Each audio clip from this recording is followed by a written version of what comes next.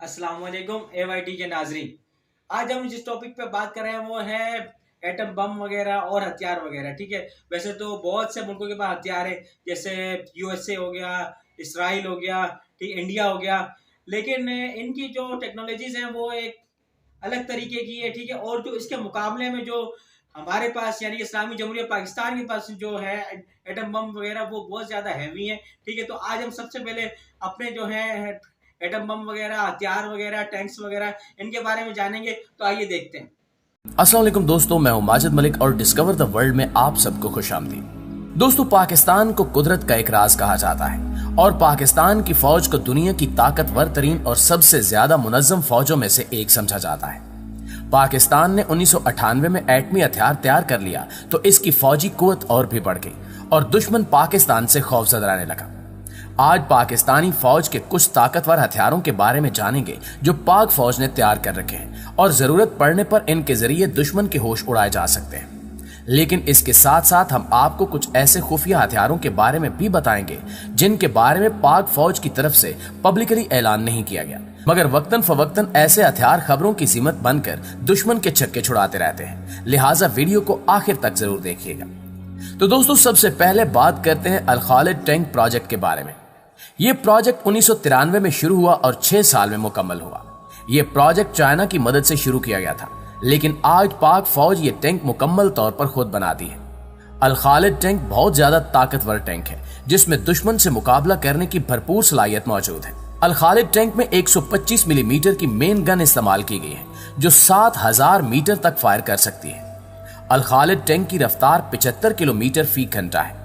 इसके अलावा ये टैंक 15 फुट गहरी खाई पार करने के अलावा 15 फुट गहरे पानी से भी आसानी से गुजर सकता है। अल खालिद टैंक में नाइट विजन आलात भी हैं जिनकी मदद से रात के वक्त भी दुश्मन की हरकत पर नजर रखी जा सकती है।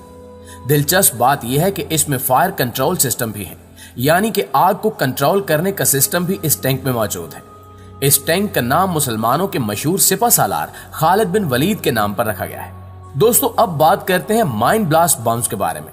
माइंड ब्लास्ट ऐसे बम होते हैं जिन्हें जमीन के अंदर रखा जाता है और जब कोई भी इस पर से गुजरता है तो बम फट जाता है।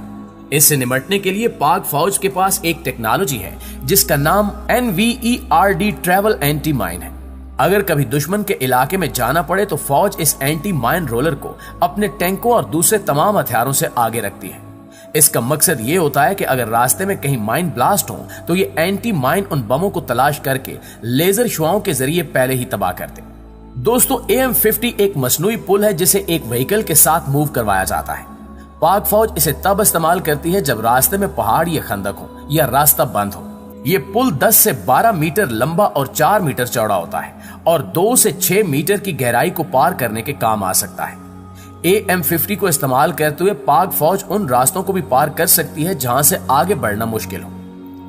Mine disposable system. दोस्तों, ये टेक्नोलॉजी पाकिस्तान ने खुद बनाई है। माइन डिस्पोजेबल सिस्टम एक ऐसी जबरदस्त टेक्नोलॉजी है जिसके जरिए एक व्हीकल 1 सेकंड में 5000 मिसाइल दुश्मन की तरफ फेंक सकती है। ये एक इंतहाई ताकतवर हथियार है जिसके जरिए दुश्मन को बगैर मौका दिए उसके इलाके में थोड़े वक्त में ही बड़ी तबाही फैलाई जा सकती है। दोस्तों, MVRDE की तरफ से बनाई गई ये ड्रैगन माइन व्हीकल रास्ते में माइन साफ करने के लिए इस्तेमाल की जाती है। जिस रास्ते से पाक फौज की गाड़ियां या टैंक गुजरते हों वहां ड्रैगन व्हीकल को इस्तेमाल किया जाता है। अगर कहीं रास्ते में कोई माइन हो तो यह ड्रैगन व्हीकल उस बम को फटने से पहले ही दूर फेंक देती है। यह ड्रैगन व्हीकल इतनी मजबूत है कि अगर किसी तरह का कोई बम इस व्हीकल के नीचे फट जाए तो भी इसे कोई नुकसान नहीं पहुंचता। इस वजह से यह पाक फौज का एक अहम और कीमती हथियार है। नाज़रीन, पाक फौज का एक और ताकतवर हथियार टाइप 84 है। ये एक व्हीकल है जो एक वक्त में 24 रॉकेट फायर कर सकती है। ये इस कदर ताकतवर हथियार है कि जंग में दुश्मन की जमीनी ताकत को तबाह करके रख दे। इसे पाकिस्तान ने चाइना से खरीदा है। चाइना ने यह व्हीकल 1984 में तैयार की थी, इसी वजह से इसे टाइप 84 कहा जाता है। IL-78। नाज़रीन, ये एक ऐसा हथियार है जिसे एयर टैंकर रिफ्यूलर भी कहा जाता है। ये फिजा में ही दूसरे हवाई जहाजों में फ्यूल भरने के लिए इस्तेमाल होता है। इससे पहले पाकिस्तान के पास एयर रिफ्यूलर का इंतजाम नहीं था, इसलिए पाकिस्तान ने यह त्यारा यूक्रेन से खरीदा था। यह वाहिद त्यारा है जो 88,000 किलोग्राम वजन के साथ परवाज कर सकता है। प्यारे साथियों, पाक फौज का एक अहम हथियार M88A1 रिकवरी व्हीकल है। ये बख्तरबंद गाड़ी है जिसे पाकिस्तान ने अमेरिका से खरीदा है। जंग के दौरान आर्मी का गाड़ियों या टैंकों का नुकसान हो तो M88A1 के जरिए इन्हें मौके पर रिकवर किया जा सकता है, यानी खराब हुई गाड़ियों को फौरन ठीक करके फिर से जंग में इस्तेमाल के लिए तैयार किया जा सकता है। इसके अलावा JF-17 थंडर का नाम तो आपने जरूर सुन रखा होगा। ये एयरक्राफ्ट पाकिस्तान और चाइना ने मिलकर तैयार किया है और ये एयर टू एयर और एयर टू ग्राउंड बैक वक्त दोनों मिशन करने की सलाहियत रखता है, यानी कि ये परवाज के दौरान जमीन पर भी निशाना ले सकता है और दुश्मन के दूसरे तैयारों पर भी। जी तो दोस्तों, ये थे पाकिस्तान के कुछ ताकतवर हथियार। अब आपको ऐसे खुफिया हथियारों के बारे में बताते हैं जिनके बारे में पाक फौज ने अभी तक ऐलान नहीं किया, मगर वो बहुत अहमियत के हामिल और बहुत ताकतवर हथियार हैं। तो खवातीनो हजरात, खुफिया ताकतवर हथियारों की फहरिस्त में सबसे पहले है तैमूर मिसाइल। इस मिसाइल की रेंज 7000 किलोमीटर है, यानी कि इसको दूसरे बराज़मों पर हमले के लिए भी इस्तेमाल किया जा सकता है। कहा जाता है कि पाकिस्तान अभी तक खुफिया तौर पर तैमूर मिसाइल प्रोग्राम पर काम कर रहा है। Small atom bomb. दोस्तों, आमतौर पर न्यूक्लियर हथियार तकरीबन 1000 टन के होते हैं, लेकिन छोटे एटम बम की यह खासियत है कि वजन और साइज में कम होता है। इसी छोटे बम के जरिए बड़ी तबाही हो सकती है। अंदाजे के मुताबिक पाकिस्तान ये हथियार तैयार कर चुका है, लेकिन पाक फौज की तरफ से इसका बाकायदा ऐलान नहीं किया गया और इसे राज में ही रखा गया है। Electromagnetic plus weapon. ये ऐसा हथियार है जिसकी मदद से दुश्मन के इलाके में बिजली से चलने वाली चीजों के निजाम को रोका जा सकता है। इस टेक्नोलॉजी के बारे में खबरें फैली थीं, लेकिन फिर इन्हें भी मंजर-ए-आम से हटा दिया गया। अंदाजे के मुताबिक इस प्रोजेक्ट पर खुफिया तौर पर काम किया जा रहा है। ये एक इंतहाई ताकतवर टेक्नोलॉजी है जिसके जरिए दुश्मन के कई सिस्टम्स को बंद किया जा सकता है। दोस्तों, पाकिस्तान का अगला खुफिया और ताकतवर हथियार एक ऐसा हथियार है जिससे एक बहरी जहाज या हवाई जहाज के जरिए पानी में छोड़ा जा सकता है और वो अपने निशाने पर पहुंचकर धमाका करता है। टॉर्पीडो नामी इस हथियार के जरिए बहरी अड्डों या समंदर में मौजूद बहरी जहाजों को एक साथ एक बड़ी तबाही का निशाना बनाया जा सकता है।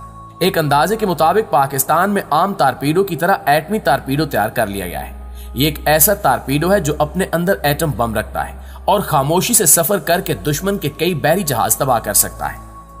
इसके बाद लेजर हथियारों की बात की जाए तो 2012 में पाक फौज की तरफ से एक कामयाब लेजर हथियार का तजुर्बा किया गया। ये ऐसा लेजर हथियार था जिसके जरिए फौजी टैंक के इंजन को बंद करने की सलाहियत थी। कहा जाता है कि पाकिस्तान इस टेक्नोलॉजी में बहुत कामयाबी हासिल कर चुका है। इसके अलावा मजीद लेजर वेपन्स भी तैयार कर रहा है। छठे नंबर पर है हाइड्रोजन बम। ये एक न्यूक्लियर हथियार है जो बड़े पैमाने पर तबाही फैलाने की सलाहियत रखता है। कहा जाता है कि पाकिस्तान ने 2012 में हाइड्रोजन बम तैयार कर लिया था। सातवें नंबर पर सोलर ड्रोन है। सोलर ड्रोन एक ऐसा ड्रोन है जो सूरज की ताकत के जरिए काम करता है और चार्ज हो सकता है।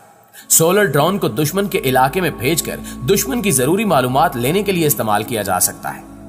दोस्तों, अब आपको बताते हैं एक और दिलचस्प हथियार के बारे में। आर्मर, यानी कि दुश्मन के हमले को रोकने के लिए इस्तेमाल की जाने वाली चीज है। ऐसी धात जो बहुत मजबूत और किसी भी हमले को रोक सकती थी। वो दरअसल यूरेनियम से तैयार की गई थी। एक अंदाजे के मुताबिक पाकिस्तानी फौज के जेर इंतजाम खुफिया लेबोरेटरीज में इस धात को तैयार कर लिया गया है। तो दोस्तों, ये थे कुछ हथियार जो पाक फौज अपने वतन के दिफा के लिए तैयार रखती है और जब जरूरत पड़े दुश्मन का बहादुरी से सामना करती है। हमारा यही दिफाई निजाम एक वजह है कि दुश्मन मुल्क हम पर हमला करते हुए 100 बार सोचते हैं। जी तो मुआज़िज़ दोस्तों, ये थी हमारी आज की वीडियो। आप दोस्तों की राय इस हवाले से क्या कहती है, कमेंट सेक्शन में हमें जरूर बताइएगा। इंशाल्लाह आपसे मुलाकात होती है अगली वीडियो में। तब तक अपना ख्याल रखिए। अल्लाह निगहबान। जी नाज़रीन, तो आपने देखा कि इस भाई ने इस वीडियो को बनाने में कितनी मेहनत की और हमें कितनी जो है मालूमात मिली। तो ये जो हथियार और ये जो है चीजें, ये हम सिर्फ अपने दिफा के लिए लगाते ताकि कोई भी मुल्क हमारी तरफ जो है वो हमला करने की हिम्मत ना करे। हम कहते हैं कि हमारे दिफा पे इतना बजट चला गया, हमारे दिफा पे इतना बजट चला गया, तो वो सब बजट हमारे इन चीजों पे लगता है। कोई नहीं खाता हमारा बजट, ठीक है। तो ये इस वजह से ताकि इस मुल्क की सालमियत पे कभी भी कोई आवाज ना उठा सके। तो इसलिए हमें चाहिए कि हम दूसरों पे बात करने से पहले जो हमारे पास है हम वो चीजें तो देखें कि हमारे पास है क्या, हमारे दिफा का बजट कहाँ लग रहा है। तो मेरी आप सबसे गुजारिश है कि हमारी पाक फौज के बारे में कुछ भी बोलने से पहले आप ये चीजें लाजमी जान लीजिएगा। अल्लाह हाफिज।